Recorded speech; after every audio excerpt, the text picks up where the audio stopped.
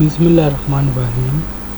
Today our topic is about terpenoids, steroids and prostaglandins for class first year biology. First we discuss about the learning objective. We want to understand the term terpenoids and also discuss about their structure and functions of terpenoids. The second topic is steroids, in which we have discuss about their structure and function of steroids, and in last we have discussed about the role of prostaglandins. Now first, what is the terpenoids? Terpenoids are derived lipids which are made up of isoprene units. These isoprene units combine together by a condensation process and give rise to the different terpenoids. So what is the condensation process? The condensation process in which the hydroxyl group from one compound and the hydrogen from another compound combine together and give rise to the water molecule.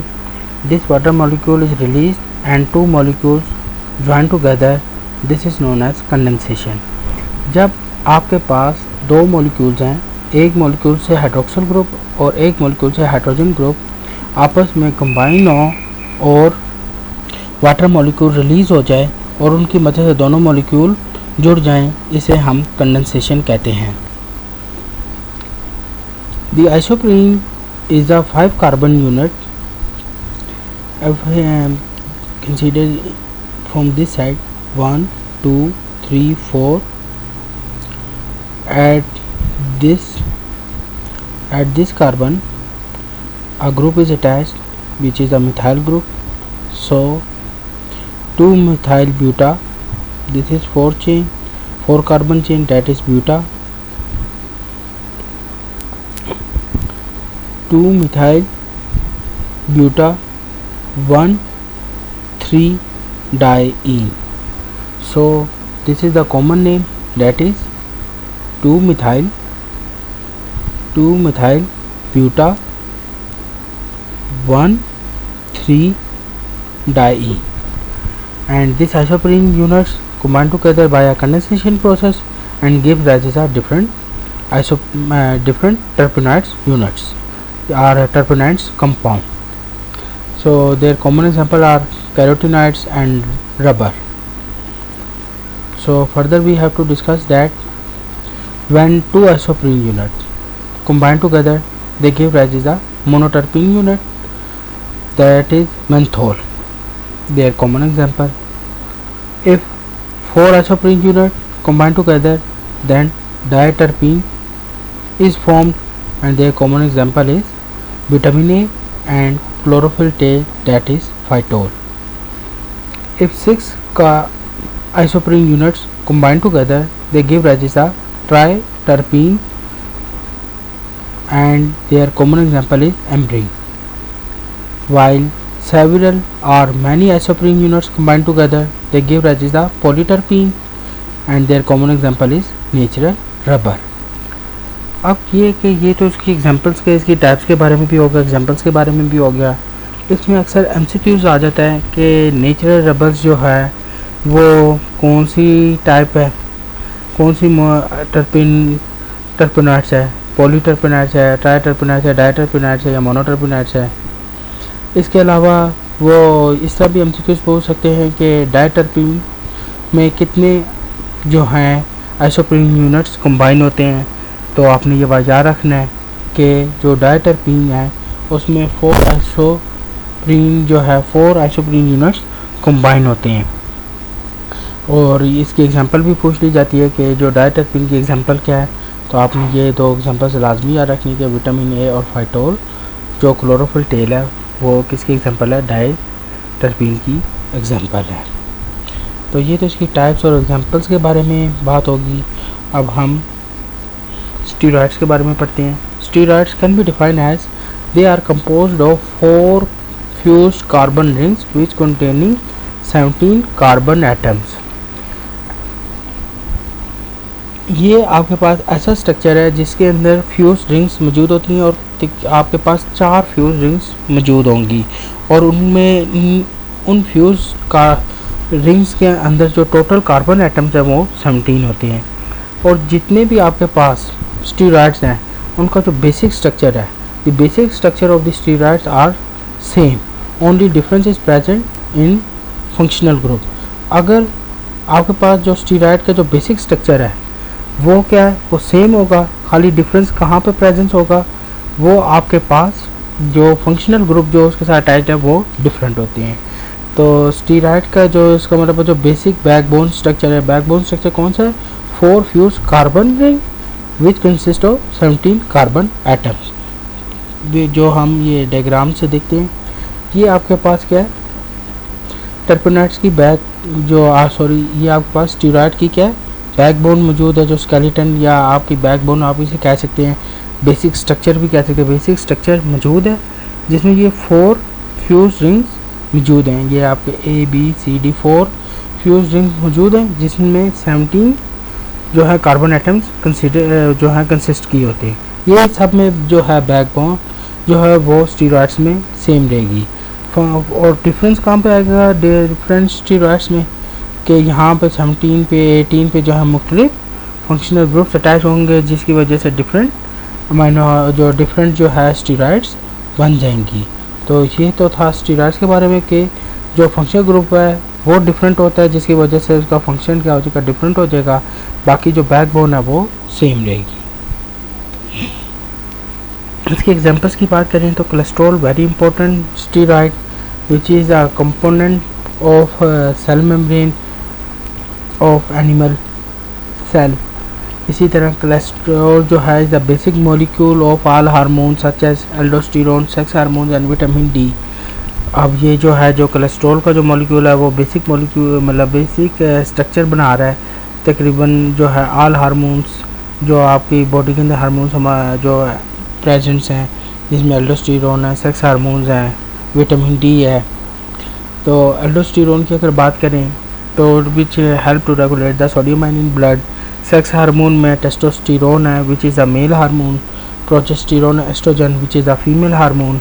Testosterone help to maintain the male sex characteristics while progesterone and estrogen help to maintain the female sex characteristics। जो आपके mail के अंदर secondary sex characteristics develop होते हैं वो उसके लिए जो सेक्स हार्मोन है वो हमारी बॉडी में टेस्टोस्टेरोन है, प्रोजेस्टेरोन और एस्ट्रोजन जो है वो they are responsible for develop the secondary sex characteristics in female. इसी तरह जो विटामिन डी है ये हेल्प करती है कैल्शियम मेटाबॉलिज्म में जो, और इसका भी जो स्ट्रक्चर ये कि जो स्ट्रक्चर है वो आपके पास क्या है इसमें ये भी किसके एग्जांपल में आती है, स्टीरॉयड्स की एग्जांपल में आती है। और इसका हेल्प ये क्या कर रही है, फंक्शन क्या कर रही है कि कैल्शियम मेटाबॉलिज्म में जो है रेगुलेट करती है कैल्शियम मेटाबॉलिज्म को। तो ये तो था स्टीरॉयड्स के बारे में कि जो है वो कैसे जो है डिफरेंट जो एक्टिविटीज़ हैं परफॉर्म कर रही हैं हमारी बॉडी के अंदर, और वो डिफरेंट जिसमें से हमने जो एग्जांपल्स हैं कोलेस्ट्रॉल के बारे में पढ़ा कि कोलेस्ट्रॉल जो है वो बेसिक मॉलिक्यूल है और वो जो है मुख्तलिफ़ जगहों पे जो बेसिक बैकबोन बन रही है वो कोलेस्ट्रॉल की बन रही है और ज़ाहिर बात है डिफरेंट फंक्शनल ग्रुप्स अटैच होंगे तो उसकी वजह से मुख्तलिफ़ फंक्शंस ये परफॉर्म करेगी। तो ये तो था स्टीरॉयड्स के बारे में। अब हम प्रोस्टाग्लैंडिन्स की बात करते हैं। तो prostaglandins basically are derivatives of arachidonic acid. Commonly ये क्या है, tetra unsaturated 20 carbon fatty acid, मतलब 20 कार्बन जो है वो फैटी एसिड की जो चेन है वो 20 कार्बन्स की बनी हुई है और 4 उसमें जो है डबल बॉन्ड्स मौजूद हैं। तो इसको हम क्या बोलेंगे, आर्चिडोनिक एसिड। तो ये कि और ये कि इसको हम क्या करें, जो हमारे पास प्रोस्टाग्लैंडिन्स है जिस जो हम पढ़ रहे हैं वो किसकी डेरिवेटिव फॉर्म है, आर्चिडोनिक एसिड की। और ये हेल्प क्या करती है, they help to induce fever, inflammation and intensity the sensation of pain. जब हमें इंजरी होती है, कहीं पे भी चोट लग जाती है तो हमारी बॉडी में क्या होती है, जो इंजरी की वजह से जो हमें जलन महसूस होती है और पेन महसूस होती है और उसकी वजह से फीवर जो इंड्यूस होता है, तो वो ड्यू टू प्रोस्टाग्लैंडिन्स की वजह से प्रोस्टाग्लैंडिन्स वहाँ पे क्या होंगी, वो सेंसेशन ये प्रोड्यूस करेंगी, जिसकी वजह से क्या होता है, फीवर, इन्फ्लेमेशन, मतलब बर्निंग का जो फीलिंग आती है और उसकी वजह से पेन भी जो होती है वो ड्यू टू प्रोस्टाग्लैंडिन्स की वजह से होती है। इसका फ़ायदा क्या होता है, it help to regulate the platelets at early stage in the formation of blood clot. जैसे ये हमें जब वो जिस जगह पे हमें बर्निंग हो रही है और जो पेन जहाँ पे हो रही है, जहाँ पे ज़ख्म हुआ है, वहाँ पे फ़ौरन जो है प्लेटलेट्स आएंगे और वो हेल्प करेंगे कि वहाँ पे ब्लड क्लॉट, जो ब्लड है उसको रोक दिया जाए और वहाँ पे ब्लड क्लॉटिंग हो जाएगी। फिर इसका ये कंट्रोल कैसे हो रही होती है, ये रेगुलेट कैसे हो रही होती है, it is regulated by the hypothalamus. Hypothalamus हमारे ब्रेन का पार्ट है which is a temperature regulating centre, और वो क्या करता है कि वो हमारी बॉडी का टेम्परेचर को कंट्रोल करता है। जैसी जब हमें इंजरी होती है वो होती है तो हमारे बॉडी का टेम्परेचर इंक्रीज़ होता है, जिसकी वजह से वो क्या होगा कि वो फीवर काज होगा, और फीवर काज होने की वजह से क्या होगी कि आपके जो प्रोस्टाग्लैंडिन्स हैं वो ज़्यादा रिलीज़ होंगे, और जब प्रोस्टाग्लैंडिन्स रिलीज़ होंगे, ज़्यादा रिलीज़ होंगे, तो जिसकी वजह से पेन भी ज़्यादा होगी, लेकिन वो रेगुलेट करेगा कि प्लेटलेट्स जो है वो जल्दी पहुँचे जहाँ पे भी इंजरी हुई है, और उस दर क्या करेगी, ब्लड क्लॉटिंग हो जाएगी। अब जारी बात है कि पेन सेंसेशन को कम करने के लिए क्या किया जाता है कि मुख्तलिफ जो है मेडिसिन इस्तेमाल की जाती हैं। कॉमन मेडिसिन जो है वो एस्पिरिन है, एस्पिरिन को यूज़ किया जाता है ताकि जो है वो जो प्रोस्टाग्लैंडिन्स हैं उसको जो है उसकी प्रोडक्शन को रिड्यूस करे, ताकि पेन की जो सेंसेशन है वो कम हो जाए। तो इस तरह ये प्रोस्टाग्लैंडिन्स हैं जो हमारी बॉडी के अंदर प्रोड्यूस होते हैं, and they are responsible for the fever and inflammation and intensify the sensation of pain. जो क्या फीवर प्रोड्यूस कर रहे हैं, बर्निंग भी होती है जिसकी वजह से बर्निंग सेंसेशन आती है और पेन भी प्रोड्यूस होती है, और ये इसकी वजह से हमारी जो ब्लड क्लॉटिंग है, प्लेटलेट्स जो है वो जिस जगह पे इंजरी हुई है उधर पहुंचेंगे और उधर ब्लड क्लॉट कर देंगे। और इसको रिड्यूस, पेन सेंसेशन को रिड्यूस करने के लिए हम जो है एस्पिरिन का इस्तेमाल करते हैं, ताकि जो है जो ये सिंथेसिस ऑफ प्रोस्टाग्लैंडिन्स हैं उसकी इनहिबिशन की जाए, ताकि कम प्रोस्टाग्लैंडिन्स प्रोड्यूस हो, ताकि और पेन जो है वो रिड्यूस हो जाए। तो ये तो था प्रोस्टाग्लैंडिन्स के बारे में। तो अब हमने जो है लिपिड्स की क्लासिफिकेशन में जो कंपाउंड्स थे वो हमने पढ़ लिए, इसके डेरिवेटिव्स, लिपिड्स के डेरिवेटिव्स हमने पढ़े हैं। तो नेक्स्ट टाइम अब हम न्यूक्लिक एसिड के बारे में पढ़ेंगे। Thank you.